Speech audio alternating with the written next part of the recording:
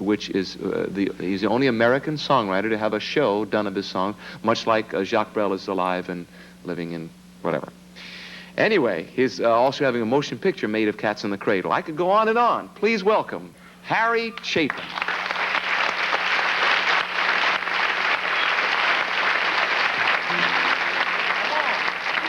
I want 2, 3, 4.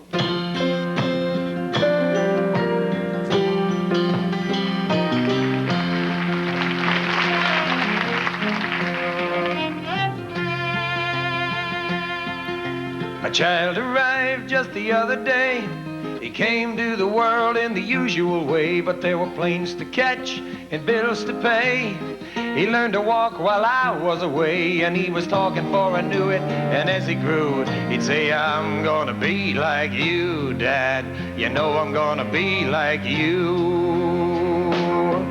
And the cat's in the cradle and a silver spoon, little boy blue and the man on the moon. When you're coming home, Dad, I don't know when, but we'll get together then, son. You know we'll have a good time then.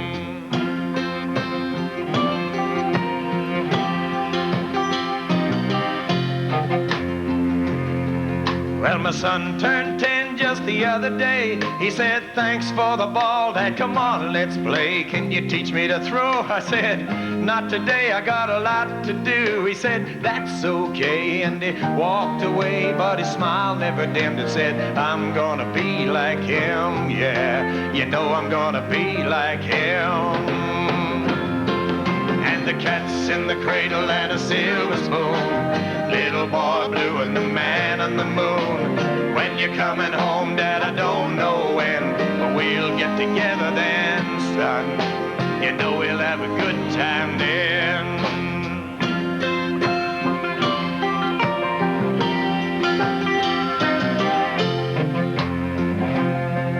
Well, he came from college just the other day, so much like a man I just had to say, son, I'm proud of you, can you sit for a while?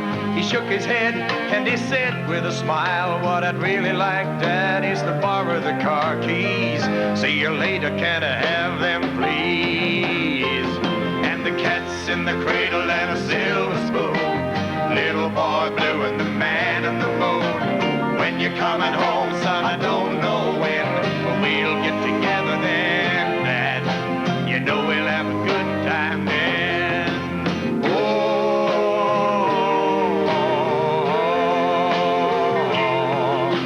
oh,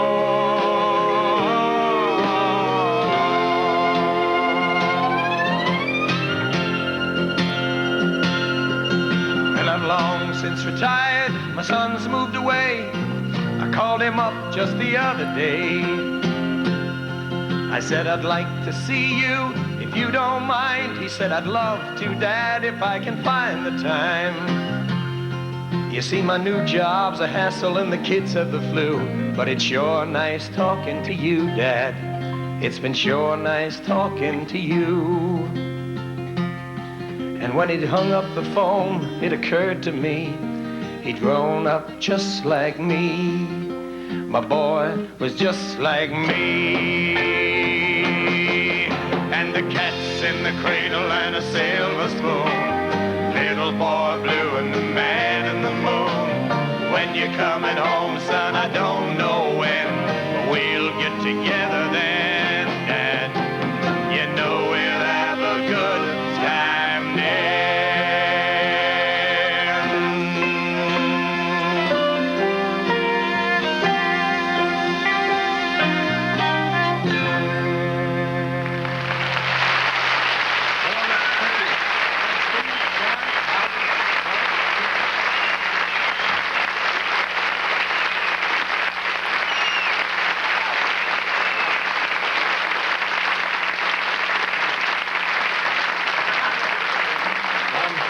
We'll be right back after this commercial. What a song. That's good.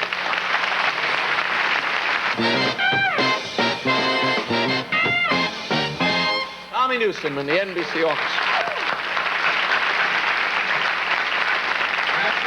ago is such a powerful song. It makes the song you just sang makes me feel guilty as a father, and I'm a good father, but no father spends enough time with his kids.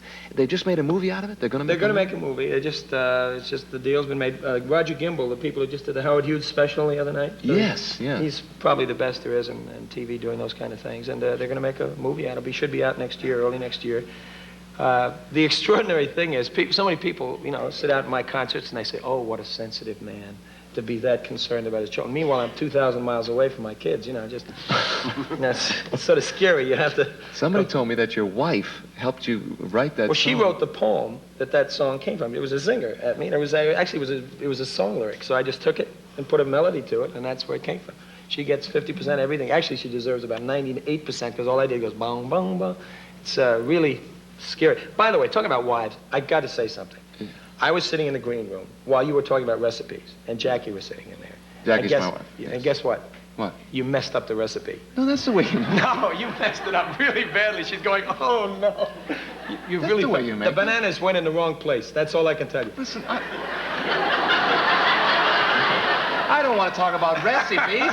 Harry Chapin is here. I want to talk about music. Okay. Your show downtown got the best reviews. It's a whole evening of all of your music, and I can't. How do they tie them together? How do they tie? Well, it's done the Jacques Brel way. I mean, see, my songs are all stories, and so they have 5 actors, and who bring them alive. It's interesting because most singer-songwriters are not actors themselves. I try to get into my music, but I've seen rehearsals. I'm going on May 1st to see it myself. I really haven't been involved in it. It's extraordinary. Joe Stern is a producer who's got an amazing track record here in L.A. and said that Chapin is an emotionally unembarrassed writer, and so he liked that. And William Devane, the guy who won the Emmy as Kennedy in the Missiles of October. Yes. Well, he's the director. And by the way, it reminds me of Ed. Was talking with my name. Harry Chapin.